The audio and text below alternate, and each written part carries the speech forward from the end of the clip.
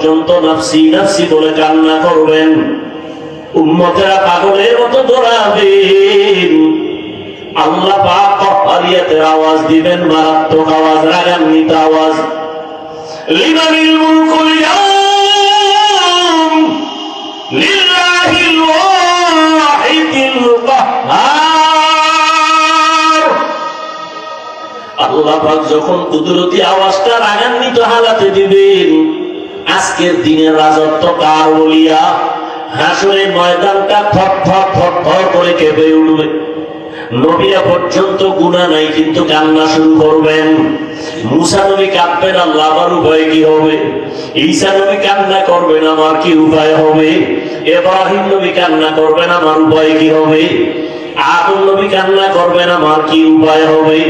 নূহ নবী কান্না করবেন, আমার কি উপায় হবে? আল্লাহর নবী আম্মা জান আয়েশাকে বলেন, ও আয়েশা, কিয়ামতের দিন উম্মতেরা পাগলের মতো দৌড়ায়, কোন নবী তাদের একটু সান্ত্বনাও দেয় না। এই উম্মতরা ঘুরতে ঘুরতে ঘুরতে ঘুরতে আমার কাছে দৌড়াইবে। আম্মা জান আয়েশা বলে, নবী আপনাকে কোথায় তারা পাবে? নবী বলেন, আমি আমার মাওলার সামনে মাকামে মাহমুদে সিজদায় পড়ে কাঁদবো। সমস্ত নবীরা নিজেদের জন্য কান্না করবেন। আদম নবী বলবেন, আল্লাহ আমাকে বাঁচাও। মুসা নবী নিজের চিন্তায় কাঁদবেন। ঈসা নবী নিজের চিন্তায় কান্না করবেন। আমি মুহাম্মদ আল্লাহর দরবারে কান্না করে একবারও বলবো না, আল্লাহ আমারে বাঁচাও। একবারও আমি বলবো না। আমি আল্লাহর কাছে কদমে পড়ে কাঁদবো আর বলবো, আল্লাহ আমার উম্মতের বাঁচাও, আমার উম্মতের বাঁচাও। আমার একটা উম্মত যেন জাহান্নামে না যায়। ওই জাহান্নামে যদি ধরিয়ে ফেলায় আমার উম্মত, আমি জান্নাতে যাব না। যে উম্মতের জন্য আমি মুহাম্মদ দান দান শহীদ পর্যন্ত করে ফেললাম, যে উম্মতের জন্য আমি ঘুমাইতে পারি নাই, যে উম্মতের জন্য পেটে পাথর বেঁধেছি, ওই উম্মতের জন্য নবী কান্না করবেন। আল্লাহ বলবেন, নবী আপনি কাঁদবেন না, মাথা উঁচু করে আপনার উম্মত গুলো বাছাই করে করে জান্নাতের দিকে নিয়ে আগাইতে থাকেন। আমি আমার উম্মত গুলো ধরে ধরে জান্নাতের দিকে নিয়ে যাব। আম্মা জান আয়েশা রাদিয়াল্লাহু আনহা বলেন, নবী কোটি কোটি কোটি কোটি হাজার কোটি মানুষের ভিতর আপনার উম্মত চিনবেন কি করে? মুসা নবীর উম্মতেরাও থাকবে, ঈসা নবীর উম্মতেরাও থাকবে, আদম নবীর উম্মতেরাও থাকবে। আমার নবী বলেন, আয়েশা আমার উম্মত যারা খাঁটি উম্মত, পাঁচ বেলার ওযু বানাইয়া নামাজ আদায় করেছে, কিয়ামতের দিন নামাজের ওযুর অংশগুলো নূরের আলোতে ঝলমল করা শুরু করবে। আমি নবী দেখে দেখে তাদের জান্নাতের পথে নিয়ে যাব। ও নবীর আশিকের দল, বেনামাজির দল, ওই দিন যদি আমার নবীর বাছাইয়ে বাদ পড়িয়া যাও, নবী যদি তোমাকে বলে তুমি আমার উম্মত না, নামাজ পড়ো নাই, ওই দিন কিন্তু বিপরীত লাইনে তোমার হাতে হ্যান্ডকাপ লাগিয়ে যাবে। আল্লাহ ওয়াদা করবে, ফেরেশতা এই গুনাহগার বেনামাজির হাতে জাহান্নামের হ্যান্ডকাপ লাগাও, জাহান্নামের দিকে টেনে টেনে নিয়ে যাও। জাহান্নামের আগুন শরীরে লাগবে, কলিজা পর্যন্ত ভুনা হয়ে যাবে। ও যুবক, স্কুলে পড়ো, কলেজে পড়ো, চাকরি করো, ব্যবসা করো, কোনো বাধা নাই। আল্লাহকে পাওয়ার জন্য আলেম হওয়া শর্ত না, মাদ্রাসায় পড়া শর্ত না। অন্তরকে গুনাহমুক্ত করে দাও। মা বাবার দোয়া নিয়ে চলো, উলামায়ে কেরামের পরামর্শ নিয়ে নবীর তরিকা সুন্নাত অনুযায়ী চলো। জীবনে জবান দিয়ে কাউকে কষ্ট দিও না, মা বাবারে কষ্ট দিও না। তোমার ব্যবহার দিয়ে মুরব্বী উলামায়ে কেরামের কষ্ট দিও না। নবীর তরিকা মানিয়ে চলো। তোমার মতো কত যুবক জীবনে মাদ্রাসায় পড়ে নাই, স্কুল কলেজে জেনারেল লাইনে থাকিয়া রাস্তায় গাড়ি চালায়, নামাজ পড়ে, তুমি কেন পারবা না রে বাবা? তোমার মতো যুবক তাকায় দেখো, দোকানদারি করে, ব্যবসা করে, চাকরি করে, নামাজ ছাড়ে না, তুমি কেন পারবা না? ও বাবারা, বুড়ারা, আপনাদের মতো কত বুড়ো মুরব্বীরা মসজিদে গিয়ে পাঁচ বেলার নামাজ পড়ে, আপনারা কেন পারবেন না? ও পর্দার আড়ালের আম্মা জান বোনেরা, আপনাদের মতো কত মা, কত বোনেরা মোবাইলে সময় নষ্ট করে না, স্বামীর মাল নষ্ট করে না, 5 ওয়াক্ত নামাজ পড়ে, স্বামীর মাল হেফাজত করে, নামাজ পড়ে, কান্না করে, সন্তানগুলোকে আদর্শওয়ালা বানানোর জন্য চেষ্টা করে। ও বাবারা, যুবক যুবকরা তওবা করে নাও। জীবনে তো কম নামাজ ছাড়ো নাই, বেপরদায় কম চলো নাই, মনের চাহিদা পূরণে গুনাহ কম করো নাই। আজকে থেকে আল্লাহকে মনে মনে ডাকো আর বলো, হে মালিক, জীবনে তো বহু অন্যায় করেছি, আমার অন্যায়ের খবর মা বাবা আত্মীয় স্বজন কেউ জানে না। আজকে থেকে তওবা করে নিলাম, মরিয়া গেলে যাব, হায়াতের মালিক তুমি, ইজ্জতের মালিক তুমি। আর নামাজ ছাড়বো না, দাড়ি কাটবো না, বেপরদায় চলবো না, মা বাবারে কষ্ট দিব না, নবীজির তরিকা সুন্নাত মানিয়ে উলামায়ে কেরামের পরামর্শ নিয়ে চলবো। পরীক্ষা মুসিবত আসবেই। কাদের জন্য পরীক্ষা? মুমিনের জন্য।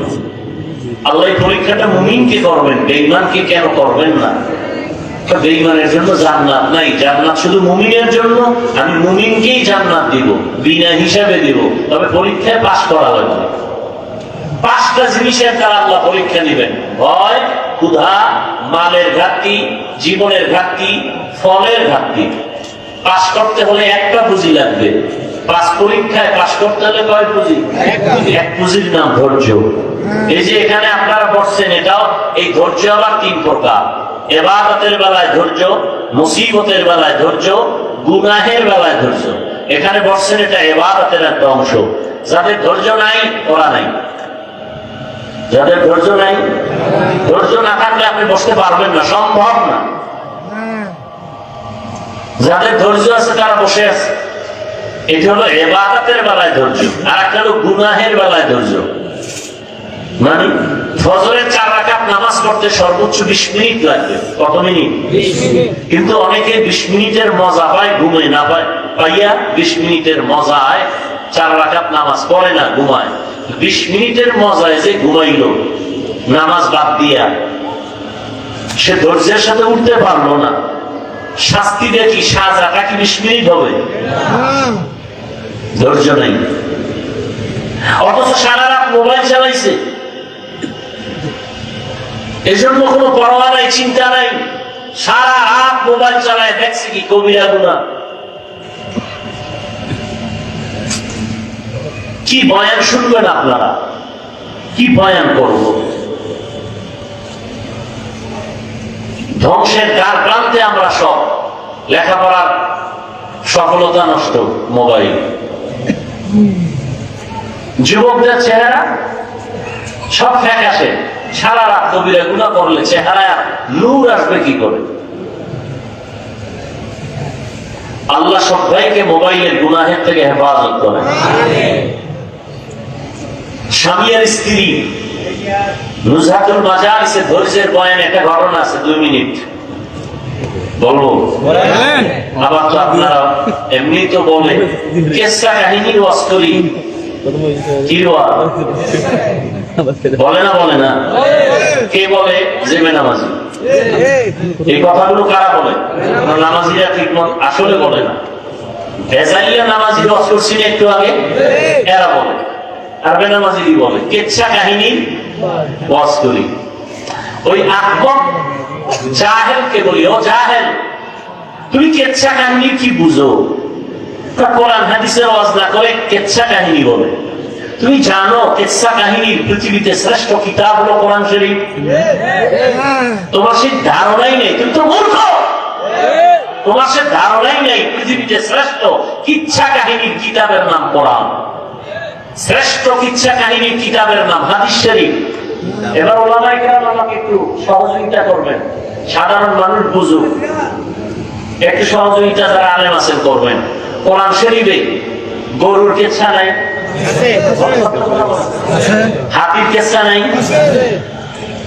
মশার কেচ্ছা, বাঘের কেচ্ছা আছে, সাপের কেচ্ছা আছে কোরআন শরীফে, মাছির কেচ্ছা আছে কোরআন শরীফে, বাঘের কেচ্ছা,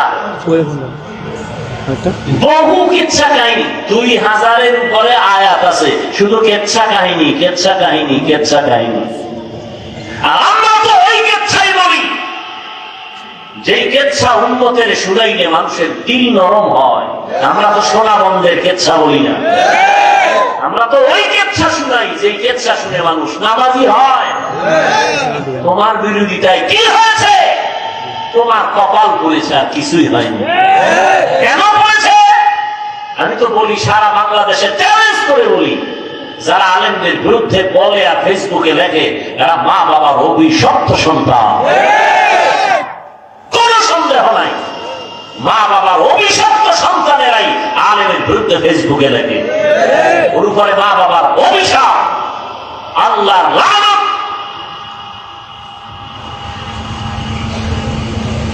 আল্লাহ হেদায়েত দান করুন। আমিন। কোরআন শরীফে কুকুরের ঘর কেসা নাই আছে? কি বলবো কন্ত, ওই জাহেলদেরকে কি বলা যায়? এরা বলে আমরা কেচ্ছা কাহিনী রস করি। কি বুঝাতে চাও? জাতিকে কি বুঝাতে চাও? কি মেসেজ দিতে চাও? আমাকে একটা জবাব দিবেন। আপনারা বয়ান কিছু শুনবেন না রাগ আসতেছে দিলেন? আমি যদি কোনো ভুল বলি দাঁড়ায় আমাকে একটু স্মরণ করাই দিবেন যে হাফিজ এটা ভুল হচ্ছে। আমাকে একটু জবাব দিবেন নিরপেক্ষ ভাবে, কোনো স্বার্থ নিয়ে না, কোনো পক্ষ নিয়ে না। সত্য কথাটা আপনি বলবেন, মানেন আর না মানেন বলবেন। আচ্ছা বলেন তো, আমার দেশে তাবলীগের দ্বারা ইসলাম ও মুসলমানের কি পরিমাণ ক্ষতি হয়েছে? সত্যটা বলেন। আপনি মানেন না মানেন স্বীকার করেন, ক্ষতি হয় নাই? সবাই একমত? আচ্ছা, 2, কওমি মাদ্রাসার দ্বারা আমার দেশের মুসলমানের ঈমান ও আমলের কি ক্ষতি হয়েছে? সত্য কথাটা বলেন। নাম্বার 3, আমার দেশে হক পীর আসেনি? আছে। এই আহলে হক পীর মাশায়েখের দ্বারা আমার দেশের মুসলমান ইসলামের কোন ক্ষতি হয়েছে? বলেন। তাবলীগের কথা শুনে মানুষ কি দাড়ি কেটে ফেলে? চরমনাই, উজানি, বাহাদুরপুর, নানুপুর আহলে হক যারা আছেন পীর মাশায়েখ, এদের বয়ানে মানুষ কি নামাজ পড়ার থেকে বেনামাজি হয়? কওমি মাদ্রাসার কারণে এদেশের সন্তানরা সব গাঞ্জাখোর হয়, সন্ত্রাসী হয়। সবাই একমত? যদি একমত হন, আমি রাগের ভাষায় না মহব্বতের ভাষায় বলবো, মৃত্যু পর্যন্ত কোনদিন 1 সেকেন্ডের জন্য তাবলীগের বিরুদ্ধে কিছু বলবেন না, কিছু লিখবেন না। কওমির বিরুদ্ধে কিছু বলবেন না, কিছু লিখবেন না। খাঁটি আল্লাহওয়ালা পীর মাশায়েখের বিরুদ্ধে কিছু বলবেন না, কিছু লিখবেন না। যদি বলে থাকেন তওবা করে নেবেন। ঠিক আছে তো ইনশাআল্লাহ? আল্লাহ কবুল করেন। আপনি আরেকটা জবাব দেন, এটা অন্য প্রসঙ্গ। কিয়ামতের আগ মুহূর্ত পর্যন্ত আমাদের নবীজি আমাদেরকে কালেমার দাওয়াত দিতে, ঈমানের, ইসলামের দাওয়াত দিতে আসবেন? আমাদের নবীজি বলেন না কেন? আচ্ছা, আবু বকর আসবেন, ওমর ফারুক, কোন সাহাবা, ইমাম আবু হানিফা, ইমাম বুখারী, ইমাম মুসলিম, ইমাম তিরমিজি, ইমাম মালিক কেউ আসবেন কিয়ামতের আগে? আচ্ছা, এবার আপনার প্রশ্ন, আমরা জান্নাতে যাব না? কথা বলেন। ইনশাআল্লাহ। জান্নাতের ঠিকানা আছে কোরআন হাদিসে। কোথায়? এই যুবকরা জবাব দাও, জান্নাতের ঠিকানা কোথায়? কপাল খারাপ, তুমি কোরআন শরীফের আরবি বুঝো না, হাদিসেরও আরবি পারো না। এখন তোমার জান্নাতে যাইতে হলে কোরআন হাদিস থেকে ঠিকানা নিতে হবে। তুমি এখন কোরআনও বুঝো না, কোরআনের ব্যাখ্যাও বুঝো না, হাদিসও বুঝো না, হাদিসের ব্যাখ্যাও বুঝো না। তোমার পথ কি? নবীও আসবে না, আবু বকর আসবে না, সাহাবায়ে কেরাম আসবে না। এখন পথ কি তোমার? কি পথ? একটা পথ খোলা, উলামায়ে আহলে হকের পরামর্শ নিয়ে কোরআন সুন্নাহ অনুযায়ী চলা। কিন্তু তুমি চায়ের দোকানে বইয়া মোষে তেল লাগায়া বলো আমি কোন ওলিয়া উলিয়া মানি না, ব্যক্তি মানি না, মাযহাব মানি না, আমি কোরআন হাদিস মানি। তুমি কোরআনের আরবি বুঝো না, হাদিস বুঝো না। তুমি যদি বলো আমি কোন ব্যক্তি মানি না, আমি কোন মাযহাব মানি না, আমি কোন ওলিয়া উলিয়া মানি না, আমি কোরআন হাদিস মানি, তুমি কোরআন হাদিস মানা কি জিনিস তুমি বুঝোই না, বুঝোই না কোরআন হাদিস মানা কি জিনিস। আমি তো সারা বাংলাদেশে কসম খাইয়া বলি, কসম খাইলে কথার গ্রান্টের আরো বাড়ে। আল্লাহ কসম, জমিনে যারা বলবে আমরা ওলিয়া উলিয়া মানি না, এরা কোরআন শরীফ মানে না, বুখারী শরীফ মানে না, এরা বাতিল, এরা ভণ্ড। এদের যারা ভণ্ড স্বীকার করে না তারাও ভণ্ড। কথা বুঝতে পারছি? যারা বলে ওলিয়া উলিয়া মানি না, এরা কোরআন শরীফও কোন বুখারী শরীফও মানে না, এরা হক না বাতিল? এদের যারা বাতিল বলে না তারাও বাতিল। আল্লাহ হেদায়েত দান করুন। তো বলতেছিলাম নুজহাতুল মাজালিসে একটা ঘটনা। ধৈর্য নিয়া স্বামী আর স্ত্রী, স্ত্রী স্বামীকে বলে তুমি আমাকে কেমন মহব্বত করো, বলে সীমাহীন, বলে দলিল তুমি আমার জীবন, তুমি আমার মরণ, যা চাইবা তাই দিব। স্ত্রী আবার বলে যা চাইবো তাই দিবা, বলে অবশ্যই দিব।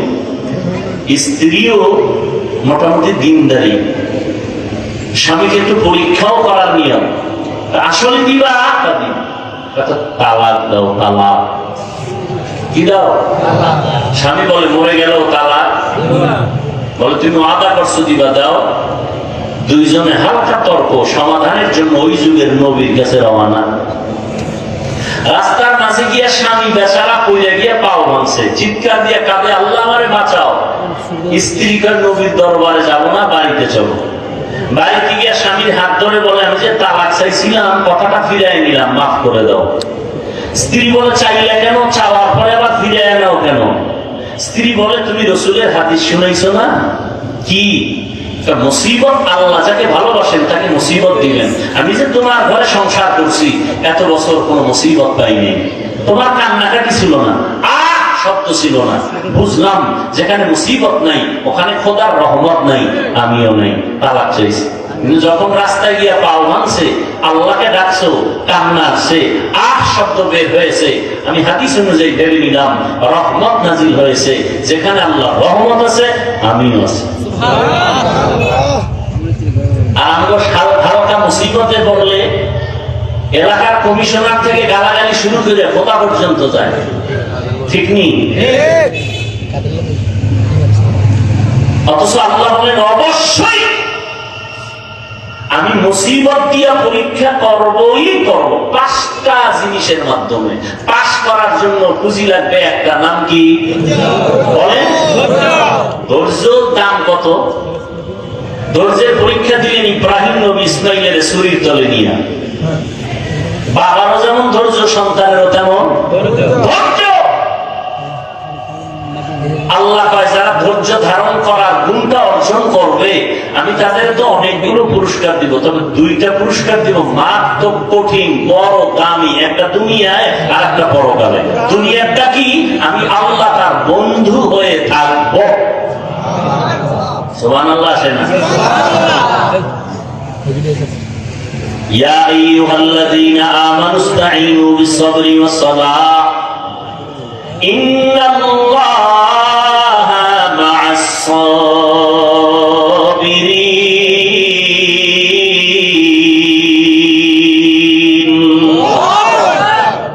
আল্লাহ বলেন আমার কাছে সাহায্য প্রার্থনা করো সালাত ও সবর ও সালাতের মাধ্যমে, নিশ্চয়ই আমি আল্লাহ সাবিরিন যারা ধৈর্য ধারণকারী তাদের বন্ধু হয়ে থাকবো। বন্ধু হয়ে যাবেন না, বন্ধু হয়ে থাকবেন সারাক্ষণ। আল্লাহ যদি বন্ধু হয় কোনো পেরেশানি আছে? আছে কোনো পেরেশানি? কোনো পেরেশানি নেই, দুনিয়াতেও নাই।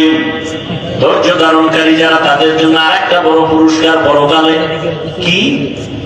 যেদিন নবীরা পর্যন্ত আল্লাহর আযাবের ভয়, সূর্যের গরম,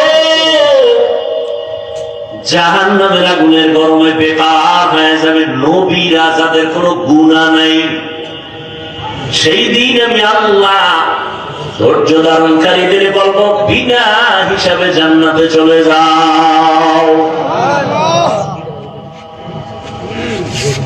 ইন্নামা ইউওয়াফাস সাবিরুনা আজরাহুম, ইন্নামা ইউওয়াফাস সাবিরুনা আজরাহুম বিগাইরি হিসাব। জান্নাত দিবেন বিগাইরি হিসাব। জান্নাত চাইতো ইনশাআল্লাহ, হিসাব দিয়া না হিসাব ছাড়া? হিসাব দিয়া না হিসাব ছাড়া? আল্লাহ কবুল করেন। বেহেশত আযা কে আযারে নবাশো কসেরা পাশো। আল্লাহ তাআলা বলেন আমি পাঁচটা জিনিসের দ্বারা পরীক্ষা নিব, পাস করার জন্য একটা পুঁজি লাগবে। পুঁজির নাম কি? ধৈর্য। ধৈর্যটা হাদিস শরীফে নবী বলেন নিসফুল ঈমান, ঈমানের অর্ধেক হলো ধৈর্যের ভেতরে। ইয়া আইয়ুহাল্লাযীনা আমানু ইসবিরু ওয়া সাবিরু ওয়া রাবিতু ওয়াত্তাকুল্লাহা লাআল্লাকুম তুফলিহুন। ধৈর্যের উপরে মজবুত হয়ে থাকো। মুসিবতের বেলায় ধৈর্য, মুসিবত আসবেই, ধৈর্য হারা হওয়া যাবে না, পাগল হওয়া যাবে না। আল্লাহর উপরে স্মরণ করে ধৈর্যের সাথে মোকাবেলা করো, দোয়া করো, আল্লাহর কাছে কান্নাকাটি করো। আল্লাহ পাক মুহূর্তের মধ্যে তোমার ধৈর্যের পরীক্ষায় তোমাকে কামিয়াবি দান করবেন। গুনাহের বেলায় ধৈর্য, মুসিবতের বেলায় ধৈর্য। যদি এই ধৈর্য নিয়ে চলতে পারো, আমি আল্লাহ তোমাকে পাস করায় দিব। পরীক্ষা পাঁচটা জিনিসের মধ্যে প্রথম হলো ভয়। ওয়ালানাবলুওয়ান্নাকুম বিশাইইন মিনাল খাউফি ওয়াল জু'। চার মাযহাবের চার ইমামের এক ইমাম হলেন ইমাম শাফিঈ রাহমাতুল্লাহি আলাইহি। তিনি বলেন এখানে পাঁচটা জিনিসের যে প্রথমটা বলা হলো ভয়। ভয় দ্বারা এখানে উদ্দেশ্য হলো আল্লাহর পক্ষ থেকে ভয়, আর একটা ভয় আছে বান্দার পক্ষ থেকে ভয়। এখানে উদ্দেশ্য হলো আল্লাহর পক্ষ থেকে ভয়। বলে কেমন? ভয় বান্দা দাড়ি রাখলে তোমার আত্মীয় স্বজনরা বেজার হয়ে যাবে, দাড়ি কাটলে আল্লাহ বেজার হয়ে যাবে। ঠিক নেই? এখন কি তুমি আত্মীয় স্বজনের সম্পর্কের ভয় দাড়ি কাটবা, নাকি আমার আল্লাহর আযাবের ভয় তুমি দাড়ি লম্বা করবা? এটা তোমার পরীক্ষা।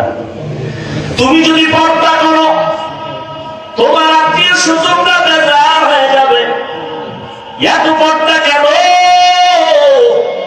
দিলটাকে পরিষ্কার রাখো, বেশি পর্দা লাগবে না। পর্দা না করলে আমার আল্লাহ বেজার। যার সাথে দেখা দেওয়া জায়েজ নাই, একবার দেখা দিবে একটা কবিরা গুনাহ, দুইবার দেখা দিবে দুইটা কবিরা গুনাহ। ভুলে যদি কোনো বেগানা দিয়ে নজর পড়ে তাহলে আল্লাহ মাফ করবেন। ইচ্ছা করে যদি তাকায় গুনাহ হবে কবিরা গুনাহ। ও নবীর আশিক, রহমতের নবী, চার খলিফা আবু বকর সিদ্দিক রাদিয়াল্লাহু আনহু, ওসমান রাদিয়াল্লাহু তাআলা আনহু, ওমর ফারুক রাদিয়াল্লাহু তাআলা আনহু, হযরত আলী রাদিয়াল্লাহু তাআলা আনহু। কয়জন? একটু জবাব দিয়ে। এই যুবক কুটুকা 10 মিনিট বন্ধ ছিল। তুই কেন আমরা একসাথে যাই? করো কেন? মহা মুসিবত। হ্যালো নেই ছেড়ে দিব না, 1 ঘন্টা কি বেড়া, কি বয়ান করলে না বসবে আল্লাহ ভালো জানে। হ্যাঁ, কয়জন খলিফা? 4 জন। আর সরদারকে রহমতের নবী, এরা গেছেন কলিজার টুকরা রসুলের, রসুলের কলিজার টুকরা কন্যা, নাম বলেন ফাতেমা। বাকিটাও বলেন রাদিয়াল্লাহু আনহা। মহিলা সাহাবিয়া, তাদের বেলায় কি বলতে হয়? রাদিয়াল্লাহু আনহা। আর পুরুষ সাহাবী যদি হয় রাদিয়াল্লাহু তাআলা আনহু। নবীজি সহ গেলেন কার ঘরে?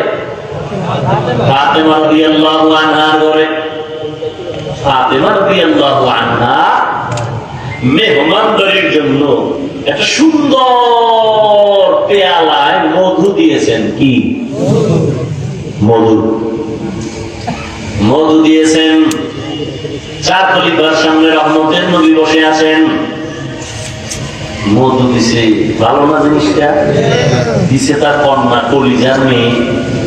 তাও সুন্দর একটা পেয়ালা, আকাশের চাঁদের মতো ঝিকঝিক করে। রসুল সামনে হঠাৎ করে তাকায় দেখে পেয়ালার মধুর মাঝখানে একটা চিকন চুল। কি চুল? ছোট না, অনেক বড়।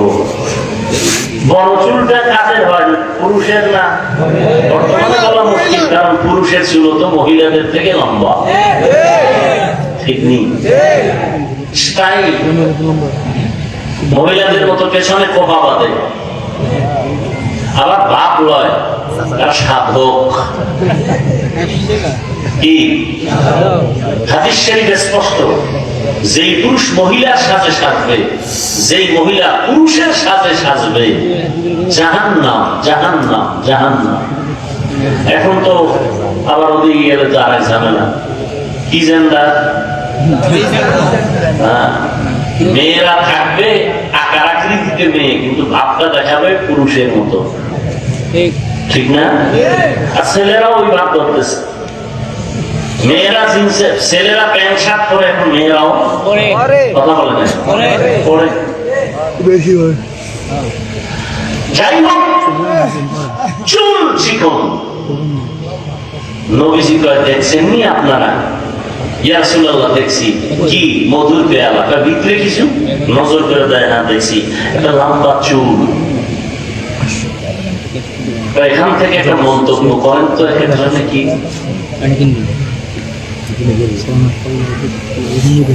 আবু বকর বলে, আমি একটা মন্তব্য করি। বলে কি? মানুষের ঈমান চমৎকার পেয়ালার মতো, হ্যাঁ, আমল মধুর মতো মিষ্টি, আমল ইখলাস চুলের মতো চিকন, চুলের মতো চিকন। ওমরে ফারুক, আপনি একটা মন্তব্য করেন। ওমরে ফারুক বলেন, ইয়া রাসূলুল্লাহ, আমি একটা মন্তব্য করি। দুনিয়ার চেয়ারে বসাটা পেয়ালার মতো চমকদার, আদল ইনসাফ প্রতিষ্ঠা করা, ক্ষমতায় বসিয়া মানুষের শাসন করা মধুর মতো মজা, কিন্তু ইনসাফ বজায় রাখা চুলের মতো কঠিন। চেয়ারেও বইছে, খুব মজা। চেয়ারে বলে একটা ভাবই তো আলাদা, কি ভাব আলাদা। মানুষের বিচার আচার করে, এখানে একটা মজা আছে না নেই? কানেও টাকা, বামেও টাকা। ইনসাফ ঠিক রাখা কি মতো কঠিন, চুলের মতো কঠিন। ও মজা করি গুনাহ দিয়ে, নাউযুবিল্লাহি মিন যালিক। আল্লাহ হেদায়েত দান করুন। হ্যাঁ, হযরত আলী আছে না নাই? নবী যদি অনুমতি দেন আমি একটা করি। হযরত আলী রাদিয়াল্লাহু আনহু, ইয়া রাসূলুল্লাহ, দিন কায়েম, দুনিয়াতে দিন কায়েমে জিহাদে যাওয়া পেয়ালার মতো চমৎকার, ওই রাস্তায় শাহাদাতের পেয়ালা পান করা মধুর মতো মিষ্টি। কিন্তু আল্লাহর মহাব্বত নিয়ে যুদ্ধের ময়দানে জীবনকে বিসর্জন দেওয়া চুলের মতো বড় কঠিন। ফাতেমা আব্বা এত সুন্দর মজলিসে মতামত দিতেছেন, আমার একটা দিবেন না? নবী বলেন, মা তুমি বলো, তোমারটাই তো নিতে আসি, বলো। ফাতেমা রাদিয়াল্লাহু আনহা বলেন, ওরে আব্বা জান, রহমতের নবী আমার, আমি তো নারী হিসাবে নারীদের বিষয়টাই জানি। বলে কি? কয়, নারীদের পর্দা করা পেয়ালার মতো চমৎকার, পর্দা রক্ষা করিয়া চলা, চেহারাটা পেয়ালার মতো চমৎকার, আর পর্দা জীবনে কায়েম করা, এটা হলো মধুর মতো মিষ্টি। কারণ যেই মেয়েটা হাত কাউকে দেখায় না, চেহারাটা কাউকে দেখায় না, ওর একটা ভেতরে পাওয়ার থাকে আলাদা, সতীত্ব নষ্ট করে না, এর পাওয়ার আলাদা। ফাতেমা বলেন, ইয়া রাসূলুল্লাহ, কিন্তু বেগানার নজর থেকে নিজেকে বাঁচাইয়া রাখা চুলের মতো কঠিন। বাদ আছে কি কথা হয় না। নবী কয় আমি একটা কইতাম না, নবী সবাই কহা আপনি একটা তো কইবেন ইয়া রাসূলুল্লাহ। এর মধ্যে জিবরাইল আছে, জিবরাইল এত সুন্দর মজলিস চলতেছে, আমি কি কব না, আমি কি বলবো না রাসূল? হ্যাঁ বলেন। জিবরাইল ডাক দিয়া বলেন ইয়া রাসূলুল্লাহ,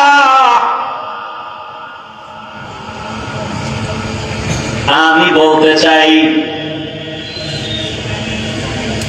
আল্লাহ রাস্তায় চলবে, দ্বীনের উপরে চলাটা, দ্বীনের আলো নিয়ে চলাটা পেয়ারার মতো সুন্দর, এর উপরে আমল করাটা মধুর মতো মজা, আল্লাহ সন্তুষ্টি অর্জন করা হলো চুলের মতো কঠিন। জিবরাইল কয় আপনাকে মজলিস দেখা আল্লাহ কিছু কইতে চাইছেন, আল্লাহ বলতে চান। আল্লাহ নবী বলেন আল্লাহ বলার আগে আমারটা বলল লই। নবী বলেন আমি আল্লাহর মারিফত অর্জন করা পেয়ালার মতো চমৎকার চমকদার, আর মারিফতের মজা অন্তরে জমা করার না, মধুর মতো মিষ্টি আল্লাহর পরিচয় লাভের নাম মারিফত। মারিফতটা পেয়ালার মতো চমৎকার, আর আল্লাহর পরিচয় অন্তরে ধারণ করা হলো মধুর মতো মিষ্টি। কারণ যার মধ্যে আল্লাহর পরিচয় একবার আসবে সে হবে আল্লাহর আশিক। ও যুবক,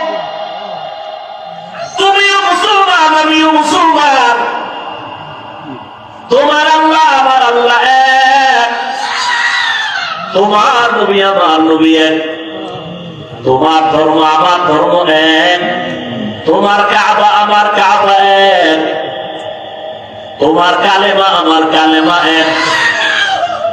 ও নবীর আশিক, তুমি যে আল্লাহর গোলাম আমিও সে আল্লাহর গোলাম, তুমিও যে নবীর উম্মত আমিও সে নবীর উম্মত, তুমি যে কালেমা পড়েছো আমিও সেই কালেমা পড়েছি, তোমার যে কাবা আমারও সেই কাবা, তোমার যে ধর্ম আমারই সে একই ধর্ম। অথচ তোমাকে পায়ে ধরে ধরে ধরে ধরে বয়ান করার পরও তুমি দাঁড়িয়ে রাখতে চাও না।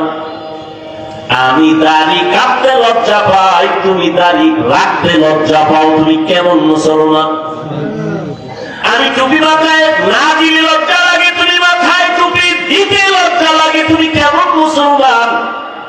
আমি আল্লাহর ঘর মসজিদে না ঢুকলে লজ্জা লাগে, তোমার মসজিদে ঢুকতে লজ্জা লাগে, তুমি কেমন মুসলমান? আজকে তো হিন্দুদের যদি এত কষ্ট করে বয়ান করতাম অনেক লাভ হতো, 6 মাস লাগতো না, আমার দেশের হিন্দু বৌদ্ধ দল মদিনার আশেপাশে যেত ইনশাআল্লাহ। কিন্তু 12 মাস কুত্তার মতো দৌড়াই, সব আলেম ওলামারা না খাওয়ান আছে, না ঘুম আছে, না সুস্থতা আছে, এত পেরেশানি করে পাও ধরে ধরে ধরে ধরে বয়ান করি। একবারও কিন্তু বলি নাই আমি 5 কল্লি তুমি মাথায় দিয়েছি তোমরাও দেও না হয় জাহান্নামে যাবা, একবারও বলি নাই। অন্য টুপিওয়ালারে গালিও দেই নাই। আমি কওমি মাদ্রাসার সন্তান, কোনদিন আলিয়ার বিরুদ্ধে বলি নাই, স্কুল কলেজের বিরুদ্ধে বলি নাই। আমি তাবলীগের লাইনের সন্তান, যারা তাবলীগ করে না এদের একটা গালিও দেই নাই। আমি নাভির নিচে হাত বেঁধে নামাজ পড়ি, যারা বুকে হাত বেঁধে নামাজ পড়ে গালি দেই নাই, হিংসা করি নাই। আমরা 20 রাকাত তারাবি পড়নেওয়ালা মুসলমান, 8 রাকাত ওয়ালাদের গালি দেই নাই, হিংসা করি নাই। তুমি আমার 20 রাকাত নিয়ে কেন এত অ্যালার্জি? তুমি আমার কওমি নিয়ে কেন অ্যালার্জি? তুমি আমার টুপি নিয়ে কেন এত তোমার অন্তরে ব্যথা? আমি তোমার আলহামদুলিল্লাহ পরে আস্তে আমিন বলি, তুমি জোরে জোরে আমিন বলো। কোনদিন তর্কে যাই না, গালিও দেই না, হিংসা করি না। তুমি আমার আস্তে আমিন নিয়ে অন্তরে কেন এত ব্যথা নিয়ে চলো? ও আল্লাহর বান্দা, আমি মাদ্রাসায় পড়ুয়া বলি না স্কুল ছেড়ে দাও, কলেজ ছেড়ে দাও, সব মাদ্রাসায় চলে আসো, একবার বলি নাই। পাও ধরে শুধু একটাই বলি, মা বাবার কথা মতো চলো, ওলামায়ে কেরামের পরামর্শ নিয়ে চলো, মদিনার নবীর আদর্শের মালা গলায় লাগাও রে একটাই দাবি, ওই এতক্ষণ তোমার সামনে বয়ান করলাম, একটা দলের পক্ষে কথা বলি নাই, আওয়ামী লীগের পক্ষে বলছি। সত্য কথা বলো, মানো আর না মানো সত্য স্বীকার করো। আওয়ামী লীগের পক্ষে বলছি, বিএনপির পক্ষে বলছি, বলো। তা তুমি আমাকে দলের দালাল বলো কেন? এই বেয়াদব, এই মা বাবার অভিশপ্ত সন্তান, আমি চরমনের পক্ষে বলছি, তাবলীগের দালালি করছি, যে চরমনাই না করলে জাহান্নামী, তাবলীগ না করলে জাহান্নামী বলছি। তো তুমি আমাকে দালাল বলো কেন? তুমি কি বুঝো দালালে? এই বেটা, মক্খরের কাছে আলেম ওলামারা যদি যায়, আর যদি আলেম ওলামা মক্খরের তালে হইলে মদ পান করে, তখন তুমি বলতে পারো এই আলেমরা মক্খরের গোলাম। কিন্তু এমন যদি হয় আলেমরা যাওয়ার কারণে মক্খর হুজুরদের লাইনে টুপি বসে, দাঁড়িয়ে রাখছে, নামাজ পড়ে, বিএনপির সাথে ওলামায়ে কেরাম যাওয়ার কারণে যদি ইসলামের উপকার হয়, তো তুমি দালাল বলবে কেন? আওয়ামী লীগের কাছে হাটহাজারীর হুজুর গেছেন, কওমি মাদ্রাসার স্বীকৃতি নিছেন, ইসলামের দাবি পূরণের জন্য যদি যান, তুমি দালাল বলবা? কি পেয়েছ? এই বেয়াদবি, এই দুঃসাহস কে তোমাকে দিয়েছে? ক্লাস 5-এ পড়ে, আলিয়ায় দাখিল পড়ে, কওমি মাদ্রাসায় কাফিয়া সাহেবে গায়ে পড়ে, এরকম কিছু বেয়াদব ফেসবুকে একজন বড় আলেমের নামে ফট করে লিখে দেয় দালাল। আল্লাহর আয়াত দান করুন।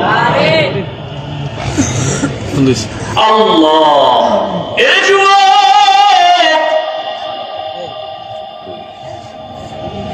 রহমতের নবী বলেন, আল্লাহর মারিফত অর্জন করা পেয়ালার মতো মজা।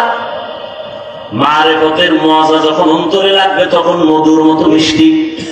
আল্লাহকে যখন চিনতে পারবা তখন তোমাকে জীবনে কেউ জীবন নিয়ে নিবে, কিন্তু ঈমান কেড়ে নিতে পারবে না। ফিলিস্তিনের দিকে তাকাও, ইসরায়েলি জালেমের গোষ্ঠী ফিলিস্তিনের উপরে আক্রমণ, বলে জমিন ছেড়ে দাও, বাইতুল মাকদিস আমাদের হাতে দাও। মুসলমান বলে, আল্লাহর জমিনে আছি, তোমাদেরটা খাই না, আল্লাহ রিজিক দেন, জীবনটা দিয়ে দিব, কিন্তু আল্লাহর ঘর হেফাজতে পিছপা হব না। আল্লাহ 5টা জিনিসের দ্বারা পরীক্ষা নিবেন। 1 নাম্বার হলো ভয়। ভয় ভয় ভয়টা আবার 2 প্রকার, আল্লাহর পক্ষ থেকে ভয়, বান্দার পক্ষ থেকে ভয়। বুঝেননি? এই ভয়ের উপরে যদি আলোচনা করি আরো 1-1.5 ঘন্টা চলে যাবে, ছেড়ে দিলাম। এই ভয়টাকেই বলে তাকওয়া। قال النبي صلى الله عليه وآله وسلم اتق المحارم تكن أعبد الناس। রহমতের নবী বলেন, তোমরা গুনার হারাম অবৈধ জিনিস থেকে নিজেকে বাঁচাও, তো মানুষের কাছে আল্লাহর কাছে দামি হয়ে যাবে। এই ভয়ের নাম তাকওয়া। যারা ভয়টা করবে তাদের নাম মুত্তাকি। আল্লাহ পাক রব্বুল আলামিন এই ভয় অন্তরে জমা করার কথা বলছেন। অর্জন করা লাগবে, অন্য জায়গা থেকে নিজে নিজে অর্জন করা যায় না। এই তাকওয়া যাদের অন্তরে থাকবে, আল্লাহ তাদেরকে দুনিয়াতে 6টা পুরস্কার দিবেন, পরকালে দিবেন 2টা। পরকালে প্রথম পুরস্কার বিনা হিসাবে জান্নাত, পরকালে দ্বিতীয় পুরস্কার হলো পর্দা ছাড়া ডাইরেক্ট আমার আল্লাহর সাথে হবে মোলাকাত। ডাইরেক্ট আল্লাহর সাথে মোলাকাত হবে। জিবরাইলের মন্তব্যটা হয়েছে না হয় নাই? নবীটা বাকি লোকারটা।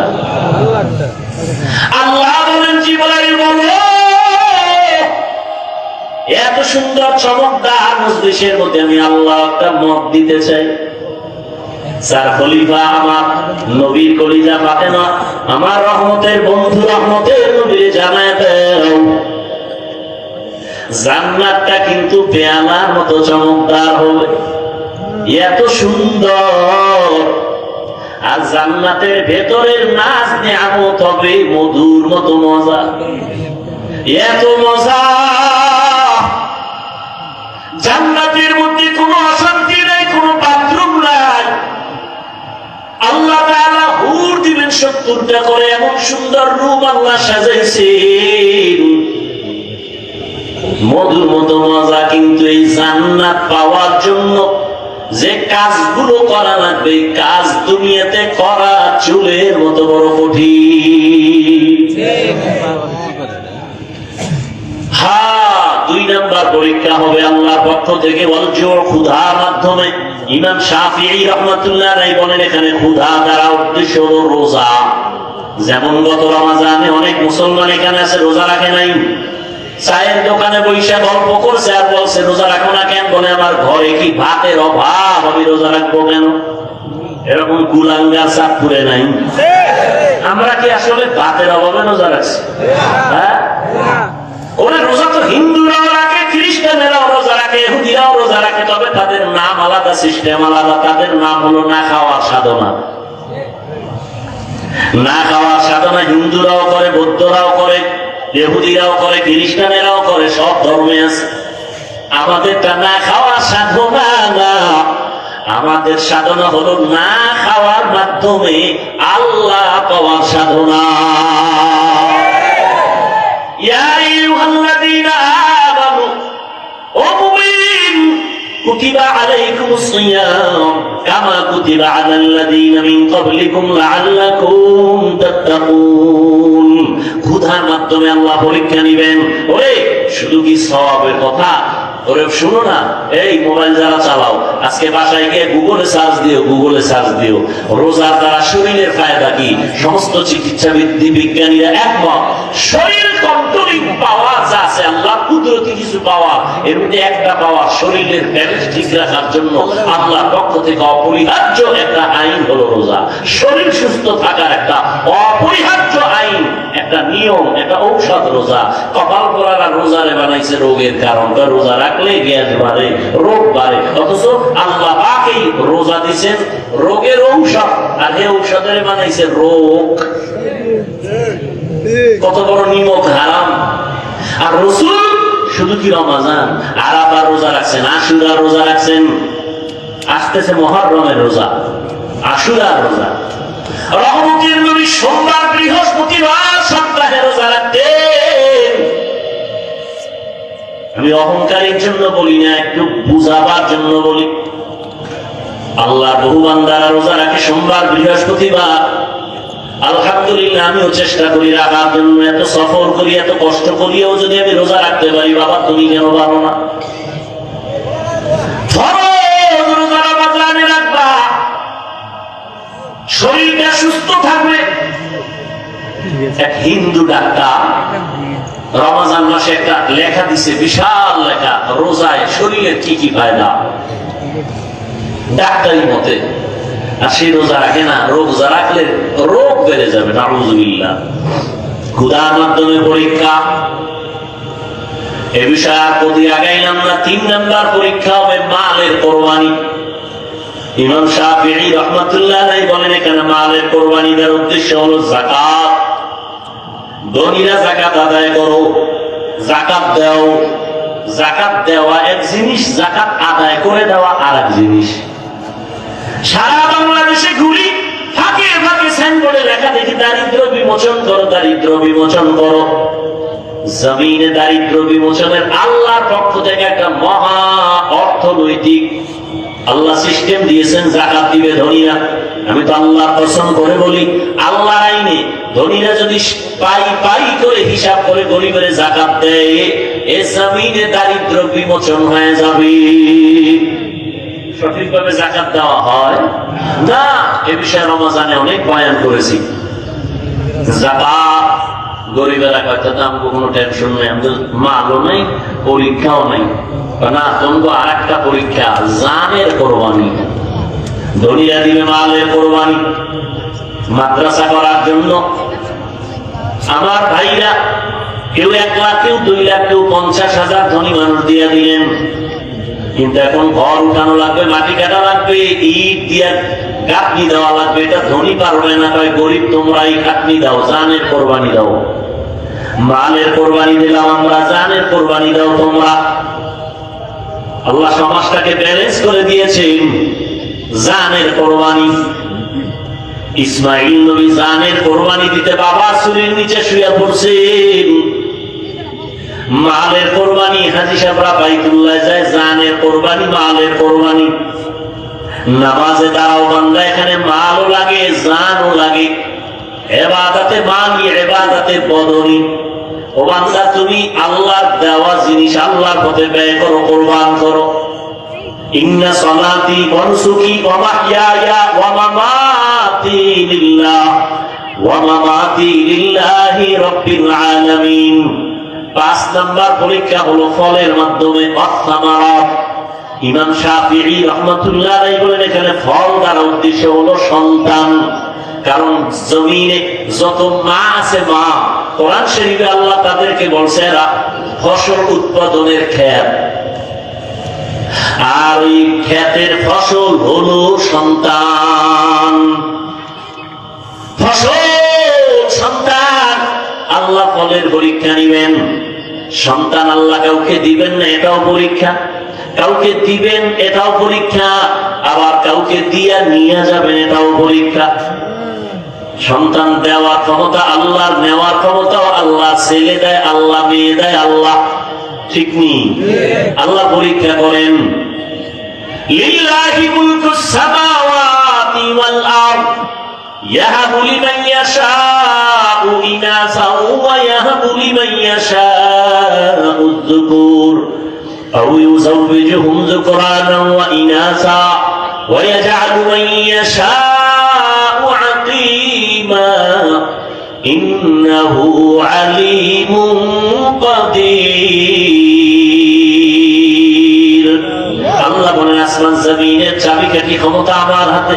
আমি আল্লাহ কাউকে ছেলে দেই, কাউকে মেয়ে দেই, কাউকে দুটোটা দেই, কাউকে কোনোটাই দেই না। পরীক্ষা কার? ছেলে সন্তানকে দেন, আল্লাহ দিয়ে নিয়ে যান। সাহাবী যুদ্ধের ময়দানে হাজির, ঘরের মধ্যে স্ত্রী আর বাচ্চা, একটা কেউ নাই। সাহাবী যুদ্ধের ময়দানে চলে গেলেন। যুদ্ধ শেষ করে গাজীর মর্যাদা নিয়ে বাড়ি আসলেন। আল্লাহর কুদরতি পরীক্ষা, ঘরের মধ্যে মহিলা আর মহিলার বাচ্চা ছাড়া কেউ নাই। ওই বাচ্চাটা স্বামী বাড়িতে আসার আগে, একদিন আগে মরে গেছে। স্ত্রী একটা বিছানায় শোয়াইয়া একটা চাদর দিয়ে রাখছে, মনে হয় ঘুমায়। আগে স্বামী ঘরের মধ্যে আসে, স্ত্রী আনন্দে বরণ করেছে, খানাদানা আপ্যায়ন করেছে। স্বামী এক পর্যায়ে বলে, বিবি আমার সন্তানের কি হালাত? স্ত্রী কতটা হিকমত লাগায় জবাব দিলেন। সাহাবী তো, তার স্ত্রীও তো তেমন। আমগো আম্মা জানেরা হুদা জায়গায় স্বামীরে টেলিফোন করে পেরেশানি দেয়। হুদা যায়, কই আছো? অমুক জায়গায়, তাড়াতাড়ি আও, একটা বিপদ। ঘরে দেয় কিছুই না, পেট ব্যথা উঠছিল, গেছি গা। এইরকম সাহাবায়ে কেরাম, এমন আল্লাহ তাদের নিয়ামত দান করেছেন। নেককারী স্ত্রী একটা স্বামীর জন্য বড় নিয়ামত। স্বামীকে পেরেশানি দেয় না, বরং স্বামীর পেরেশানিটা নিজেও ভাগ করে নেয়। ও স্বামী, তুমি অল্প টাকা কামাই করো, কোনো টেনশন নিবা না, আল্লাহ বরকত দিবে। এটা যদি একজন নারী কয়, স্বামীর আজ দুনিয়াতে কি চাই? ঈদে জামা কাপড় আনতে পারে না, স্বামীর মাথা গরম, একা একা পারে না, বইয়া যায়, কান্না করে। বিবি স্বামীর হাত ধরে, ও স্বামী আমার, বাচ্চা দুইটা আছে, একটা আছে, তিনটা আছে, ওদের কিছু কাপড় দাও, আমার কোনো কাপড় লাগবে না। আল্লাহ যেদিন তোমার টাকা দিবে সেই দিন তুমি আনবা। এখন আমরা কোন রকম চলবো ইনশাআল্লাহ, কোনো টেনশন নিবা না। এমন একটা সাহস যদি আম্মা জান স্বামীরে দেয়, ওই স্বামী কোনদিন হালাল টাকা ছাড়া কারো হক নষ্ট করে হারাম টাকা ঘরে নিবে না। আর যেই মহিলা খালি স্বামীর টাকা চুরি করে, চুরি করে বড় স্টেশন ধরায়, ঠিক নেই? এরপরে হকাস মার্কেটে যায়, আরো কত কত নতুন নতুন মার্কেটে দৌড়ায়, ঠিক নেই? স্বামী যত আনে নাই, যত আনে নাই, যত আনে নাই। আল্লাহর কসম, স্বামী যদি হালাল ভাবে টাকা রুজি করে, আর স্ত্রী যদি স্বামীর অজান্তে টাকা টান বান করে, ওই কামাইতে কোনোদিন বরকত ওই সংসারে হবে না। এজন্য একটা প্রবাদ আছে না, সংসার ধ্বংস হয় না, সংসার ধ্বংস হয় নারীর কারণে, সংসার ধন্য হয় রমণীর গুণে। ভালো একটা নারী ঘরে আনিস রে যুবক, ইডেন কলেজে যাইস, দামি দামি নারী বয়ে গেছে, জাহাঙ্গীরনগরে যাও, চাঁদপুরের বিভিন্ন পার্কে যাও, বরুষ্টিরে যাও, ডানা কাটা ভরি ঘরে নিয়ে আইও, ডানা কাটা ভরি মানে কি, এই ভরি খালি ডানাই কাটবে। বিয়ার সিঁড়িতে বাউ দিয়া শাশুড়ির ডানা কাইতে কয় তোর মা খারাপ, ডানা কাটা একটা শেষ।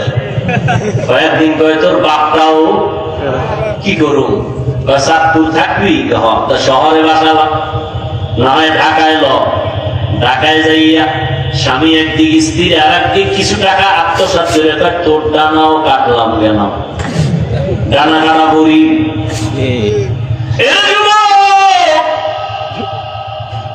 জীবনটা নষ্ট করিস না রে যুবক, চরিত্র অমূল্য সম্পদ।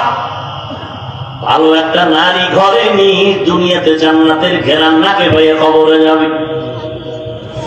আল্লাহ সবাই কবুল করুন। দুরারা কি আর একটা করবেন কি বুঝে আমি বলি খাস চলে, এখান দুই বিয়ার সমানে এখন দুই বিয়ার ওয়াজ চলে না, বেশি বিয়ে করো, বেশি বিয়ে করো। হ্যাঁ, দুই বিয়ে করে শান্তিতে আছে, 1 কোটি মানুষের মধ্যে একজন পাবেন কিনা সন্দেহ।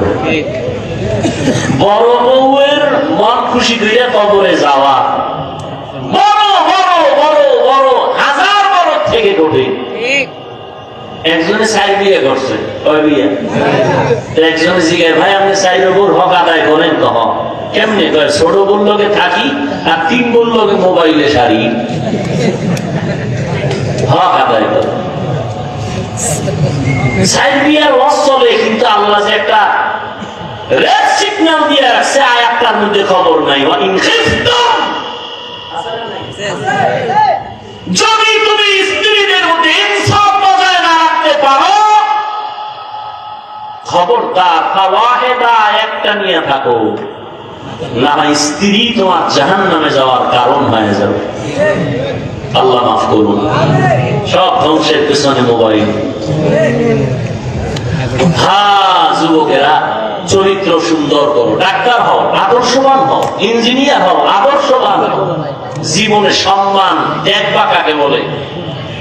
দুনিয়ার মানুষ তোমার পায়ের নিচে ঘুর ঘুর করতো, সম্মান চরিত্র লাগবে, চরিত্র আর লাগবে শারীরিক সুস্থতা। চরিত্র ঠিক রাখতে হলে রাতের ঘুম, মোবাইল থেকে দূরে থাকো। সুস্থ থাকার জন্য অপরিহার্য কর্তব্য রাতের ঘুম। দোনোটাই নষ্ট করছে এই রাতের ঘুমও নাই, চরিত্রও ঠিক নেই। কার কারণে? মোবাইলের কারণে। রাতের ঘুম নাই তো শরীর নষ্ট। দেখো না, কার্টুন দেখতে দেখতে যুবক নিজেই কার্টুন হয়ে গেছে, চেহারার মধ্যে কোনো উজ্জ্বলতা নাই, তাকে মায়া লাগে না। মাত্র 25, 26, 27 বছর বয়স যুবকের চেহারা ভাল্লুকের মতো, চুলগুলো উল্লুকের মতো, করে সারা। আর এখন নতুন ধরনের আর এক খাদের নাম বাইক।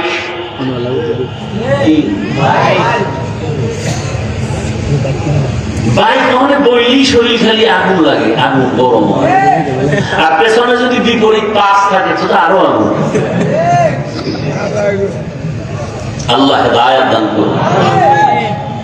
আবার 2টা অবস্থায় ট্রাকের তলে নেই, একসাথে 2 জন, 11 জন। আহা, আল্লাহ হেদায়েত দান করুন।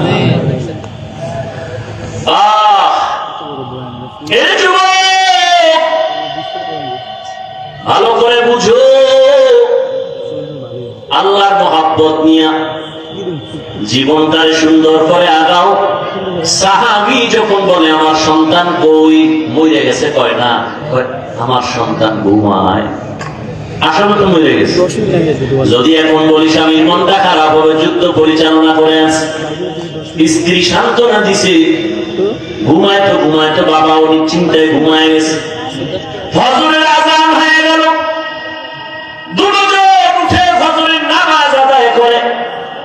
এবার স্ত্রী স্বামী ডাক দিয়া কয়, স্বামী আমার মনটা খুশি নি। বলে খুশি তো একটা কথা বলবো, শুনবেন নি? কয় শুনবো। মনে কষ্ট নিবেন না তো? কয় না।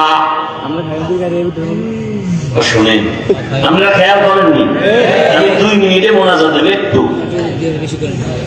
আর যারা টুনা টুনা নেই, মোনাজাতেরও কি নেই, দরকার নেই। স্ত্রী ডাক দিয়া বলে, স্বামী আমার, কেউ যদি আপনার কাছে কোনো জিনিস আমানত রাখে, রাখবেন নি? কয় রাখবো। সময় মতো চাইলে দিবেন নি? কয় দিব। দিতে গিয়ে মনে কোনো কষ্ট পাবেন নি? কয় না।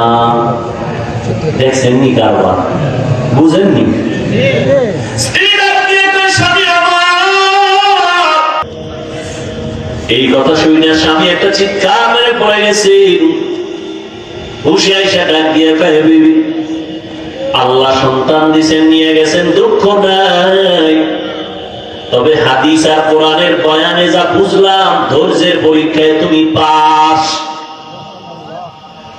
আমি নিশ্চিত তুমি জান্নাত পেয়ে যাবে বিবি। তুমি আমার হাতে হাত রেখে একটু ওয়াদা দাও, জান্নাতে যাওয়ার সময় আমারে নিয়ে যাইবেন। কারণ কিয়ামতের ময়দানে সূর্যের গরম বড় কঠিন। মানুষগুলো পুরুষ